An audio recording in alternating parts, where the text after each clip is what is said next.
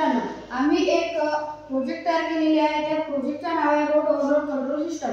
यामध्ये लागणारे सामान म्हणजे motor, PVC pipe, ice cream stick and एक पोलीस चेक पॉइंट बनवलेला आहोत आणि 2 ब्रेकर तयार केलेले आहोत। या रोडची क्षमता आहे 120 ग्राम आणि हा एक पहिला ब्रेकर म्हणजे 120 ग्रॅमचा वाहन गेला तर ग्रीन लाईट जळेल आणि याच्या समोर एक ब्रेकर आहे, त्याची क्षमता दिली आम्ही 150 ग्राम। ह्यावाल्या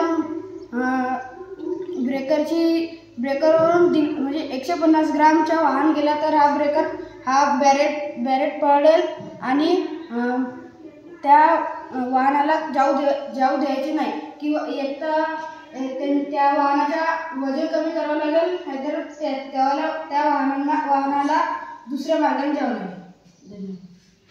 या मॉडेलचा फायदा काय असेल आहे? या मॉडेलचा फायदा म्हणजे रोड ओव्हरलोड वाहनांमुळे रस्त्यावर खड्डे पडणार नाही आणि ॲक्सिडेंट अपघात वगैरे काही होणार नाही।